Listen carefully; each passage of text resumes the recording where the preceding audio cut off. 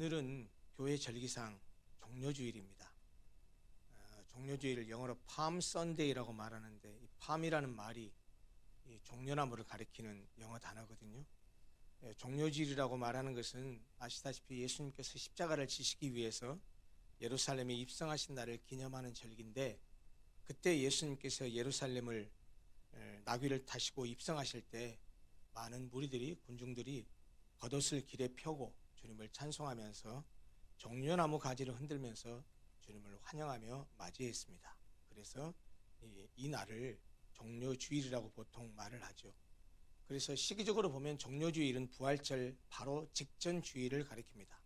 그리고 아까 말씀드렸다시피 이날부터 한 주간 토요일까지는 그리스도의 고난을 묵상하는 고난주간으로 지키는 것이 교회의 전통입니다. 우리 교회도 내일부터 금요일까지 고난주간 특별 저녁 집회를 갖기로 했습니다. 우리 교회는 오늘 세례식을 거행하고 그리고 다음 주 부활절에는 성찬식을 가집니다. 일반적으로 성례식은 세례와 성찬은 봄과 가을 두 번 하는 것이 일반적입니다. 물론 세례는 수시로 베풀 수 있습니다. 특정한 시기가 정해져 있는 것이 아니고 급할 경우에는 예배가 아니더라도 그 목사가 세례를 베풀 수가 있습니다. 예배가 아니더라도. 그러나 성찬식은 보통은 봄, 가을 두 번 하는 것이 일반적입니다. 그래서 세례와 성찬의 의미가 무엇인지를 분명히 아는 것이 필요하다고 생각해서 이번 주에 세례식, 다음 주에 성찬식을 앞두고 오늘은 세례와 성찬의 의미에 대해서 말씀을 나누려 합니다. 성례라는 말은 한자 말이죠. 거룩 성자에 예도 레자를 씁니다. 주님께서 제정하신 교회의 거룩한 예식이다라는 그런 뜻이죠. 우리 개혁교회, 즉 개신교에서는 이 성례가 두 가지밖에 없습니다. 세례와 성찬 두 가지인데, 로마 카톨릭은 제가 여러 차례 말씀드렸지만 그들은 7성례를 가지고 있습니다. 7가지 성례인데 우리가 가지고 있는 세례와 성찬 외에도 5가지가 더 있습니다. 그들의 용어로 말하자면 성세성사, 이것이 세례입니다. 견진성사, 우리로 말하면 입교식입니다. 성체성사, 이것이 성찬식입니다. 그리고 고해성사, 아시다시피 죄를 고백하는 그런 성사입니다. 그리고 로마 카톨릭은 결혼도 성사로 취급합니다. 그래서 혼배성사, 혼인성사가 있고요. 그리고 신품성사가 있습니다. 신품성사는 목사로 말하자면 목사 임직식 같은 겁니다. 성직에 임직할 때 이것을 신품성사라고 말을 하고요. 그리고 마지막 죽음을 앞둔 믿는 자에게 이렇게 기름을 붓고 거기를 마무리하는 소위 종부성사, 병자성사라고 하는데 이렇게 7가지가 있습니다. 개혁교회는 예수 그리스도께서 친히 제정하시고 그리고 그것을 지키도록 명령하신 것은 성경에 2가지밖에 없다. 그것이 곧 세례와 성찬이다 라고 해서 2가지만을 성례로 인정하지만, 로마 카톨릭 교회는 교회의 전통과 그리고 교회의 어떤 그 역사를 하나님의 말씀과 동일한 기준으로 보기 때문에 그 교회 역사 가운데 있는 교회가 정한 5가지 예식을 세례와 성찬과 더불어서 똑같이 성례, 성사 취급을 하고 있습니다. 십자가에서 대속의 죽음으로 우리의 구속을 완성하신 예수님께서 부활하신 후에 40일을 사람들에게 보이셨습니다. 그리고 승천하시기 직전에 제자들을 향해서 유언과 같은 마지막 명령을 하셨죠. 우리는 보통 그것을 지상명령이라고 말합니다. 지상명령을 한자로 쓰라고 한다면 많은 사람들이 지자를 땅지자를 쓰는데 땅지자가 아니고 지극할 지자입니다. 지상이라는 말은 지극히 높은 이라는 뜻입니다. 지상명령은 더 이상의 높은 명령이 없는 명령이다. 가장 높은 명령이다. 그런 뜻입니다. 그것이 마태복음 28장 19절 20절에 담겨 있죠. 우리가 잘 아는 말씀입니다. 그러므로 너희는 가서 모든 민족을 제자로 삼아 아버지와 아들과 성령의 이름으로 세례를 베풀고 내가 너희에게 분부한 모든 것을 가르쳐 지키게 하라. 이것이 바로 예수께서 우리에게 주신 지상명령입니다. 그 지상명령 가운데 아버지와 아들과 성령의 이름으로 세례를 베풀라라고 하는 주님의 세례를 명하신 그 말씀이 있습니다. 세례라는 말은 우리말로 세례로 번역했지만 헬라어로는 밥티스마라고 합니다. 어원은 밥티조라고 하는 말의 어원인데 이 헬라어 밥티스마에서 파생된 말인데요. 본래 이 말은 물에 잠그다라는 뜻입니다. 그리고 세례도 본래 물에 잠그다라는 뜻입니다. 그래서 오늘날의 동방교회나 그리스도인 교회를 가리킵니다. 그리고 특별히 침례교회 그리고 순복음 계열의 몇몇 교파에서는 본래의 형식대로 세례를 물에 잠그는 그런 예식을 베풉니다. 특별히 침례교는 그 교단의 이름 자체가 잠길 침자를 써서 세례를 침례를 주는데, 교회마다 침례교회는 침례조가 따로 있습니다. 침례조가 뭐냐면 욕조처럼 침례를 베푸는 그런 욕조 같은 것이 있습니다. 그 안에 완전히 사람을 담그죠. 물론 침례교회에서는 그렇게 세례를 주기도 하지만 이벤트로 행사를 하기 위해서 뭐 정월 초하루나 아니면 날짜를 정해서 저기 동해안까지 가서 바다에다 진짜 빠뜨려서 세례를 주곤 하는 그런 교회도 봤습니다. 어쨌든 본래의 형식은 물에 잠그는 형식입니다. 그래서 아까도 말씀드렸지만 그런 형식을 여전히 취하고 있는 교파가 침례교입니다. 그래서 이름도 침례라는 말을 쓰고 있고요. 그러나 오늘날 대부분의 개혁교회, 우리 장로교를 포함해서 대부분의 개혁교회 그리고 가톨릭 교회에서는 머리에 물을 적시는 것으로서 간소화된 세례를 베푸는 것이 일반적입니다. 그러면 침례 형식으로 베푸는 것이 옳을까요? 지금처럼 약식 세례로 우리처럼 머리에다 물을 이렇게 찍는 것으로 하는 것이 옳을까요? 실제로 이런 논쟁을 벌이는 사람도 있습니다. 그러나 그런 논쟁은 아무런 유익이 없는 논쟁입니다. 왜냐하면 세례와 침례 모두 다 세례의 한 형식으로서 방법이 다를 뿐입니다. 세례는 머리에 물을 붓거나 뿌리지만 침례는 온몸을 물에 잠그는 형태일 뿐입니다.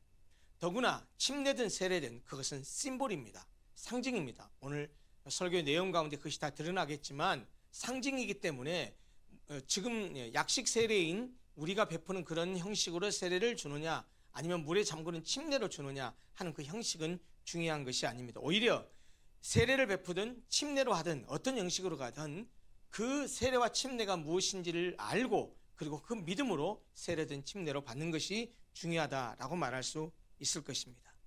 세례라고 하는 말은 아까 말씀드렸다시피 한자로 말하면 씻을 세자에 예도 레자를 써서 씻는 예식이란 뜻입니다. 문자적으로 말하자면 세례는 말 그대로 더러운 것을 씻는 거지요. 그럼 뭘 씻을까요? 씻는다라고 하는 것은 육체를 씻는 것이 아니고 어떤 오물을 씻는 것이 아니고 우리 영혼의 때인 죄를 씻는 것입니다. 그래서 세례라는 의식이 죄를 씻는 것을 상징하고 의미하고 있다는 사실을 꼭 기억해야 됩니다. 물론 절대로 우리가 오해하지 말아야 할 것은 세례 시기, 세례를 받는 그 시기, 예식이 그 예식을 거행해야만이 죄를 씻는 것은 아닙니다. 세례라고 하는 의미가 죄를 씻는 예식이고 심볼인 것은 사실이지만 그 예식을 통해서 죄가 씻겨지는 것은 아닙니다. 성경적으로 말하자면 우리가 죄를 씻김을 받는 것은 한 가지밖에 없어요. 예수 그리스도의 피를 믿는 믿음입니다. 예수 그리스도 십자가의 피가 그리고 그것을 믿는 그 믿음이 우리의 죄를 씻김을 받게 하는 것이지 그 예식이 우리의 죄를 없게 하는 것은 아닙니다. 세례를 받아야 죄가 씻어지는 것은 아니라는 사실을 기억해야 됩니다. 또 세례를 받아야 구원을 받고 세례를 받지 못하면 구원을 받지 못하는 것도 아닙니다. 우리의 죄는 거듭 말씀드리지만 오직 예수님의 피로만 씻을 수 있습니다. 나를 위해서 죽으신 예수님께서 흘리신 십자가의 피를 믿을 때 그 믿음으로 죄가 씻겨지고 죄를 용서받을 수 있는 것이죠. 그리고 예수를 믿는 믿음만 있으면 죄를 용서받아서 하나님의 자녀가 되고 영생과 구원을 받습니다. 세례를 통해서 죄를 용서받거나 세례를 통해서 구원과 영생을 얻는 것이 결코 아니라는 말입니다. 그러면 굳이 세례를 받아야 될 이유가 뭘까요? 세례를 왜 받을까요? 세례를 받는 것은 어떤 의미가 있을까요? 세례는 죄를 씻기 위해 받는 것이 아니라 반대입니다. 예수를 믿는 믿음으로 내가 죄를 씻음 받았습니다 라는 사실을 세례라는 형식을 통해서 세례라는 예식을 통해서 공표하는 것입니다. 그런 점에서 저는 이 세례식은 우리 일상적인 삶 가운데서 경험할 수 있는 결혼식에 비유할 수 있다고 생각합니다. 두 남녀가 서로의 사랑을 확인해서 한평생을 같이 하기로 약속하고 혼인신고를 한 뒤에 부부로 살면 되는데 왜 꼭 결혼식을 할까요? 또 이미 부부가 되어서 아이를 낳고 살다가도 결혼식을 하는 사람들이 있습니다. 결혼식이 무슨 의미가 있을까요? 결혼식을 해야 부부가 되고 결혼식을 하지 않으면 부부가 아닙니까? 아닙니다. 전혀 아닙니다. 두 사람이 부부이냐 아니냐는 결혼식을 했느냐 하지 않았느냐는 아무런 관계가 없습니다. 그런데도 왜 결혼식을 합니까? 결혼식은 두 사람이 부부가 됐다는 사실을 자기의 가족이나 친지나 친척이나 친구나 동료들을 초청해서 사람들 앞에서 공표하는 겁니다. 세례가 그런 의미가 있다는 것입니다. 죄인인 내가, 하나님과 원수되었던 내가, 허물과 죄로 인해서 영적으로 죽었던 내가, 나를 위해서 십자가에 죽으신 예수님을 믿어서 그 십자가의 피로 모든 죄를 용서받아서 구원받고 영생을 얻은 하나님의 자녀, 곧 천국 백성이 되었다는 사실을 선포하고 공표하는 예식, 그것이 바로 세례라는 말입니다. 나도 이제 교회의 참된 구성원이 될 자격을 얻었습니다 라고 하는 것을 선포하는 예식이라고 말할 수 있습니다. 모든 예식이 그러하듯이 세례라는 예식에도 많은 상징들이 숨어 있습니다. 먼저 죄 씻음의 상징적 예식인 이 세례에 사용되는 물, 아까 말씀드렸지만 씻는 예식이기 때문에 물은 씻는 것을 의미해요. 물로 씻어요. 근데 세례가 뭘 씻는 거라고요? 죄를 씻는 거란 말이에요. 그러면 물로 죄가 씻겨집니까? 아니잖아요. 그럼 물이 뭔가 상징하는 게 있죠. 그 물이 뭘 상징합니까? 예수 그리스도의 십자가의 피를 상징합니다. 이 아까 약식 세례를 할 때는 이 머리에다가 이렇게 물을 찍거나 여기다 뿌리거나 바르거나 그러거든요. 왜 그렇습니까? 물이 여기까지 찼다라는 말입니다. 온몸이 예수의 피에 잠겼다라는 말입니다. 그래서 그의 모든 죄가 예수의 피로 씻겨졌다라는 의미죠. 사실 세례의 오리지널 형태인 침례도 마찬가지입니다. 침례는 뭐라고 말했습니까? 물속에 들어갔다가 잠갔다가 나오는 예식을 행하여 그런 형태로 해요. 물속에 들어가는 것은 죽는 것을 의미합니다. 죄를 씻어주시는 예수의 피에 잠기는 것을 말합니다. 내가 죄인으로 들어가는 겁니다. 죄인으로 들어가서 죄에 대해서 죽는 것을 상징합니다. 그리고 다시 나오는 것은, 물 밖으로 나오는 것은 예수 그리스도의 십자가의 피로 죄를 씻음받고 이제는 새 생명으로 다시 태어나는 것을 상징합니다. 그러니까 침례에서는 들어가는 것은 죽음이요, 나오는 것은 다시 사는 걸 의미해요. 죄에 대해서 죽고 그리스도와 함께 사는 걸 의미합니다. 다시 말하면 세례는 죄에 대해서 죽고 예수 그리스도와 함께 새 생명으로 다시 태어남으로써 예수 그리스도와 연합하는 것을 상징합니다. 여러분, 세례교인들 꼭 기억해야 됩니다. 세례의 핵심적 단어, 연합입니다. 예수 그리스도와 연합하는 거예요. 예수 그리스도가 십자가 위에서 죄에 대해서 죽고 의에 대해서 다시 살아나서 우리에게 새 생명을 주셨던 것처럼 내가 세례를 받는 것은 그 예수 그리스도의 십자가에 동참하는 겁니다. 예수님이 십자가에서 죄에 대해서 죽은 것처럼 우리도 예수와 연합하여서 죄에 대해서 죽는 거예요. 물속에 들어가는 것은 죽는 거예요. 여기에 머리에 물을 찍는 것은 우리가 예수의 피에 완전히 잠겨서 우리가 죄된 우리의 모습이 죽었다, 예수와 함께 죽었다라는 것을 의미합니다. 그리고 예수가 다시 우리에게 새 생명을 주었듯이 예수 그리스도로 인하여 그의 죽음과 그의 부활에 연합하여서 나도 다시 태어났다라고 하는 것을 상징하는 것입니다. 그 내용을 담고 있는 것이 오늘 우리가 읽었었던 로마서 6장의 말씀입니다. 세례를 예수와 연합하는 것이라고 성경이 말해요. 세례는 십자가에 설리신 예수의 피에 잠겨서 예수님의 죽으심과 그의 피에 연합하는 것이라는 말이에요. 그런데 예수와 합하여 세례를 받는 것은 아까 말씀드린 대로 예수의 죽으심에만 연합하는 것이 아니라 예수의 부활과도 연합하는 것입니다. 세례는 예수님의 죽으심뿐 아니라 그의 부활과도 연합하는 것이라는 말이에요. 바꿔 말하면 세례는 죄에 대해서 죽고 그리스도와 함께 다시 살게 됨을, 다시 말하면 예수와 하나 되었음을 상징하고 공표하는 신앙 고백적 예식입니다. 우리 개신교 신앙의, 특별히 우리 장로교 신앙의 핵심적인 신앙의 교리를 담고 있는 웨스트민스터 요리문답을 보면 대요리문답과 소요리문답 두 가지가 있는데, 웨스트민스터 소요리문답 94문에는 세례를 이렇게 정의하고 있습니다. 세례는 물을 가지고 성부와 성자와 성령의 이름으로 씻는 성례입니다. 이것은 우리가 그리스도에게 접붙임되는 것과 은혜 언약의 모든 유익에 참여하는 것과 주님의 사람이 되기로 약속하는 것을 표시하여 인치는 도장을 찍는 것입니다 라고 그렇게 정의하고 있습니다. 세례는 그리스도와의 연합, 성부와 성자와 성령의 이름으로 받는 그 삼위일체 하나님과 새로운 관계로 들어간다는 사실을 의미합니다. 또 그리스도에게 접붙임을 받아서 하나님의 자녀가 됨으로써 교회 공동체의 일원이 되었다라는 표징이기도 합니다. 그런 점에서 세례는 기독교에 입교하는 공식적인 인정의식으로서 교회의 정회원이 되는 사회학적 용어로 말하자면 통과의례라고 말할 수 있습니다. 세례를 받아야 온전한 그리스도인으로 인정되고 또 세례를 받아야 신앙 공동체의 정회원으로서 일원으로서 간주되기 때문입니다.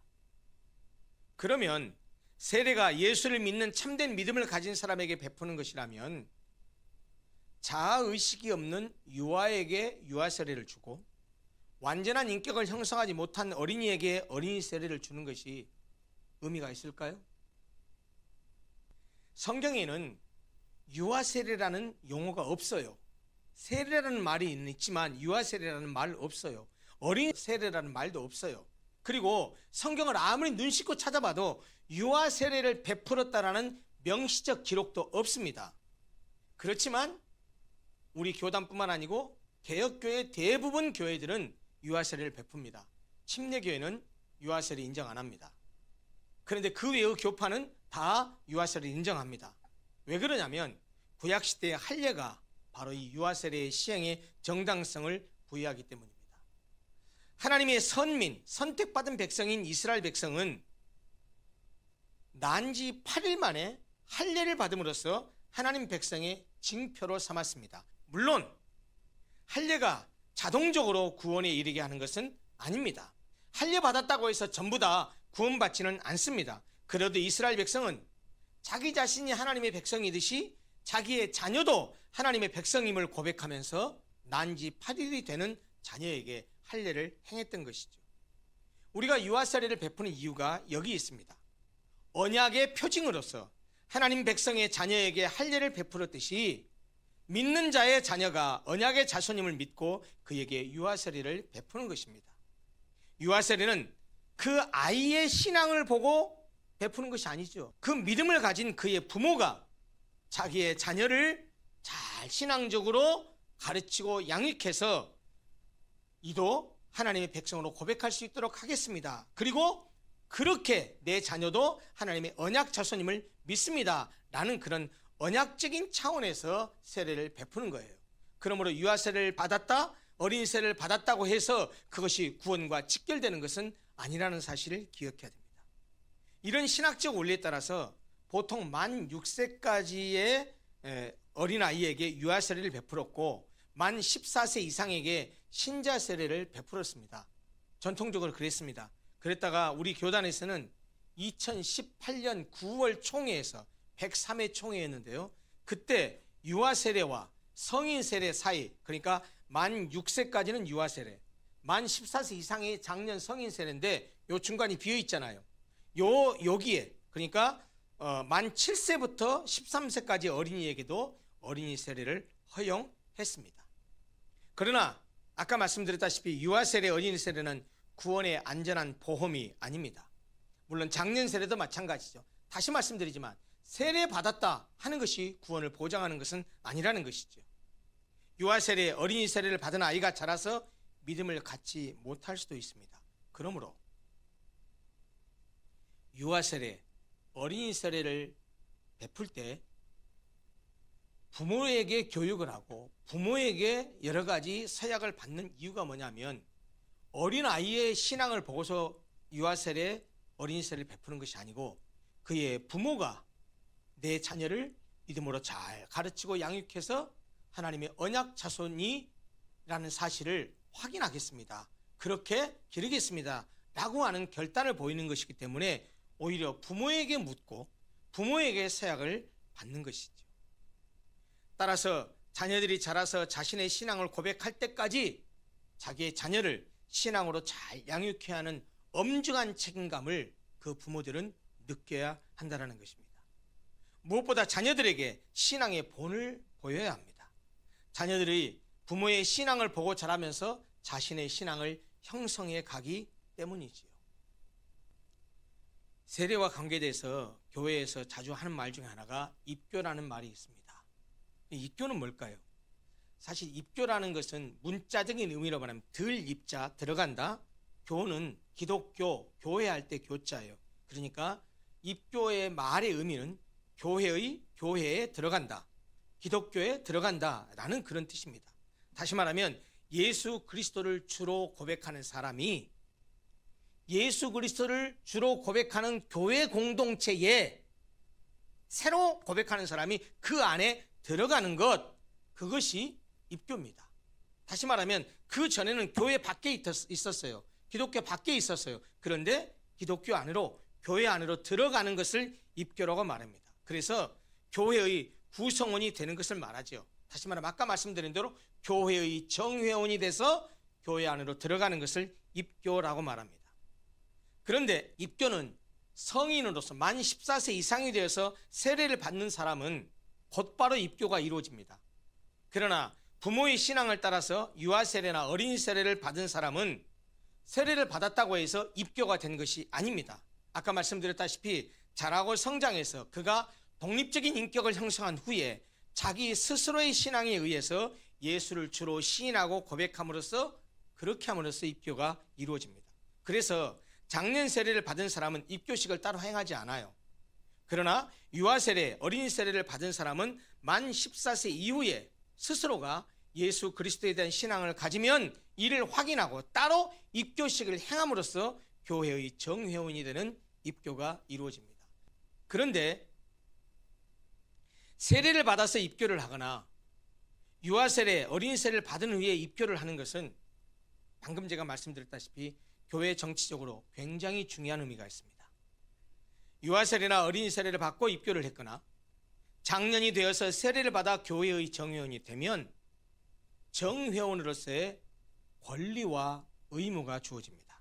의무는 첫째, 공적인 예배에 출석해야 하는 의무가 있습니다. 예수를 그렇게 주로 고백한 사람이라면 당연히 예배, 공예배에 출석해야 될 의무가 있습니다. 또 교회 공동체의 관리와 운영을 위해서 헌금을 해야 하는 의무가 있습니다. 나아가서 교회의 다스림에 복종해야 될 의무가 있습니다. 이거는 교회의 정회원, 입교원에게 부여되는 의무입니다. 물론 교회 안에서 권리도 주어집니다. 먼저 세례를 받거나 입교한 교회의 정회원만 교회의 중요한 문제를 결의하는 공동의회의 회원 자격을 얻어 의결권을 가집니다. 또 교회 직분을 위한 선거권과 피선거권이 주어집니다. 무슨 말이냐면 세례를 받아서 교회의 정회원이 된 자만 공적으로 교회를 위해서 일할 수 있는 집사, 권사, 장로 등의 직분자를 뽑는 선거권도 있고 또 그 직분에 선출되어서 교회를 위해 봉사할 수 있는 피선거권도 있습니다. 그러나 교회의 정회원이 된 세례교인에게 주어지는 가장 크고 중요한 권리는 예수와 하나 되었음을 고백한 사람들과 함께 예수의 살과 피를 기념하는 성찬에 참여하는 것입니다. 그렇다면 성찬은 무엇일까요? 다음 주에 성찬식을 거행하게 되는데 성찬은 주님께서 직접 제정하시고 또 말씀하시기를 이를 행하여 나를 기념하라 라고 명령하셨습니다. 성찬에 대해서 신약성경은 여러 가지 용어로 표현했어요. 떡을 땜, 주의 만찬, 주의 식탁, 이런 말로 성찬식을 표현했고요. 이 예수께서 친히 성찬 예식을 거행하신 것은 마태복음, 마가복음, 누가복음 모두에, 공관복음 모두에 기록되어 있습니다. 십자가를 눈앞에 두신 예수님께서 제자들과 유월절 식사를 하시던 도중에 제자들에게 떡을 떼주시면서 이렇게 말씀하셨습니다. 받아서 먹으라. 이것은 내 몸이니라. 떡을 가리켜서 예수님의 몸이라고 말씀하시면서 받아 먹으라고 했습니다. 여러분, 그냥 상식적으로 생각하면 떡은 떡이고 몸은 몸이죠. 그런데 예수님께서 떡을 주시면서 그 떡이 자기의 몸이라고 말씀하신 것은 뭘 의미할까요? 바로 떡이 자신의 몸의 상징이라는 말이지요. 주께서 떼주신 떡은 우리를 위해서 십자가에서 찢으실 당신의 몸을 상징합니다. 예수님께서는 십자가에서 그의 몸을 찢으시고 죽어주심으로써 우리를 죄에서 구속하셨죠. 따라서 예수님의 몸을 상징하는 떡을 먹으라는 말은 떡이 상징하는 예수님의 살을 먹으라는 말인데, 그것은 예수님의 몸으로 이루신 구속을 받아들이고 믿으라 라는 말입니다. 나아가서 우리를 구원하기 위해서 십자가에서 당신의 몸을 찢으신 예수님의 사랑과 은혜를 기억하라 라는 그런 의미이죠. 예수님은 당신의 몸을 상징하는 떡을 주신 후에 잔을 가지사 감사 기도를 하신 후에 제자들에게 주시면서 그 잔을 마시라고 말씀하셨습니다. 이렇게 말씀하셨어요. 떡을 나눈 다음에 이제 잔을 주면서 이것은 죄 사함을 얻게 하려고 많은 사람을 위하여 흘리는 바 나의 피, 곧 언약의 피니라, 이렇게 말씀하셨습니다. 떡이 예수님의 몸의 상징이듯이 잔은, 포도주는 예수님의 피의 상징이라는 겁니다. 예수님은 떡과 함께 마시는 포도주를 당신의 피와 연결하시고 그것이 예수님께서 많은 사람을 위하여 흘리는 피, 곧 언약의 피라고 말씀하십니다. 이 언약의 피라고 말씀하신 이유가 뭘까요? 십자가 위에서 흘리신 피는 아무리 죄가 많든 아무리 죄가 크든 누구든지 그 예수 그리스도의 십자가의 피를 믿기만 하면 죄의 용서와 구원을 주신다는 언약을 담고 있기 때문에 그 피를 언약의 피라고 하셨던 것입니다. 인간이 하나님과 원수가 되고 저주받고 심판받아 지옥에 갈 수밖에 없는 이유는 무엇 때문입니까? 다른 이유가 아니에요. 죄 때문입니다. 그런데 그 죄는 피로만 용서받을 수 있죠. 그래서 하나님은 구약시대에 피를 흘려서 죽은 어린 양을 제물로 바치는 제사를 통해서 백성의 죄를 용서해 주셨습니다. 그리고 그 제사 제도를 통해서 장차 참된 어린 양으로 오실 예수님을 예표하셨습니다. 십자가 위에서 우리를 위한 희생양으로 대속의 제물로 드려진 어린 양 예수의 피를 통해서 우리의 죄가 용서된다는 사실을 구약시대 그 제사 제도를 통해서 보여주신 것입니다. 여러분 기억하시죠? 세례요한이 자기에게 세례를 받으러 나오시는 예수님을 가리켜서 했던 말이 무엇입니까? 보라, 세상 죄를 지고 가는 하나님의 어린 양이로다 라고 말씀하지 않았습니까? 누구든지 예수님께서 나의 죄를 위해서 십자가에서 그 몸이 찢기시고 피를 흘려 돌아가시고 사흘 만에 부활하셨다라는 사실을 믿으면 죄 용서를 받습니다. 그것이 바로 하나님께서 예수님을 통해서 주신 새 언약, 새 약속이죠. 성찬은 바로 그것을 상징합니다.